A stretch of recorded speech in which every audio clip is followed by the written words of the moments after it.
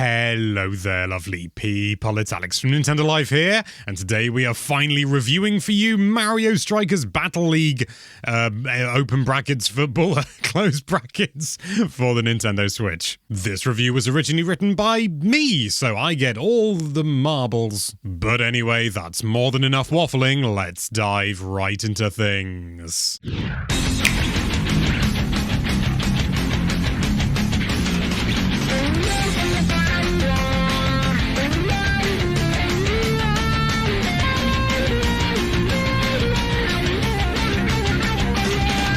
Name a sport. Go on, name one. Now, presumably you've chosen some obscure sport that Mario hasn't played because you saw where this bit was going, but that doesn't change the fact that our red plumber chap has been in a hell of a lot of sports games. I mean, he mainly sticks to golf with a bit of baseball on the side and maybe some tennis, but historically he's been in a lot. Mario Strikers Battle League attempts to carry the legacy of the much-beloved Strikers series, but does this third entry achieve the hat trick we'd all love to see? When you boot up the game, you'll be presented with various modes. Quick Battle allows you to jump into a game right away, setting the duration, how skilled the CPU is, whether or not you want items and or hyperstrikes to be enabled, more about those later, and whether the game should take place in the daytime or at night. This is the basic mode that most people will bust out when playing with friends, and thankfully you can do so on a single console with up to 8 players at a time, local wireless, and over that newfangled internet you might have heard of. If you want to play a quick game of Strikers, this is likely where you'll go. Then you have Cup Battles, a sort of tournament-based mode where you and up to 3 others on the same console are pitted against CPU teams, each themed around one of the 5 stats each character possesses in the game. This definitely feels like it's been designed to be the solo mode, but the ability to charge in with friends as well is a nice touch. And lastly, as long as you don't count gear settings, training and options, there's what we believe is the main selling point in Nintendo's eyes, Strikers Club. This is an online mode where you can create your own club with friends or any old Joe on the internet, complete with customizable name, kits, and stadiums. The kits have a decent amount of flexibility in their design, but the real meat comes in the stadiums. The pitch, the surroundings, the goal design, the fence, the decorations around the goal, there's so much here to tweak, it's a little bit overwhelming at first. The owner of the club has the exclusive ability to customize everything, but other members can vote on what they would like to be chosen. The owner can just completely ignore them, of course, but it's nice to see a bit of optional democracy at play. From this menu, you can also choose to jump into matches with fellow clubmates, and interestingly, you're limited with the characters you can pick.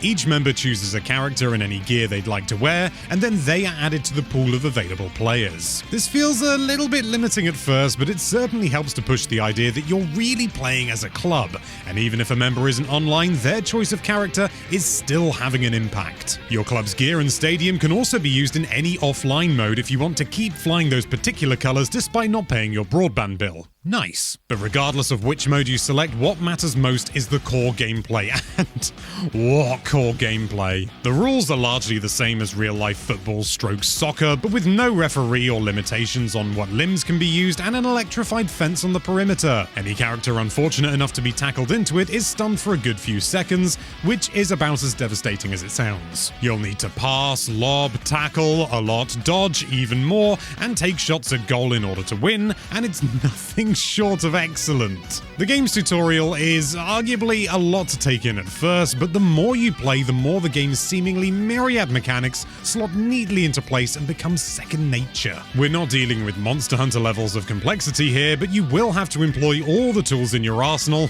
if you want to take on anything but the easiest CPU. And once you reach this stage, which shouldn't take more than a few hours, everything just sings. What starts off as a whirlwind of obtuse concepts melds into a choreographed dance of violence and strained relationships. Playing against CPUs is fun and challenging, but as is almost always the case with these games, the true fun is in playing against other humans. Ideally, humans that are within reach of a damn good thrashing when your boom boom goalie is just not pulling his bloody weight. A group of newbies can fire up the game and have tremendous fun immediately, but those like us that take games far too seriously will, in time, take the tech and metagame to levels we can't yet imagine. Indeed, we spent longer than we care to admit, totting stats, workshopping strategies, and counting frames from recorded footage to see just how far we could push things. We are miles away from reaching any kind of zenith, but it became clear just how much hidden depth Mario Strikers Battle League holds. Every match we improved, and at every results screen we just wanted to jump right back into another match. There are no stage hazards besides that electric fence, only 5 items, and no variants in the stadiums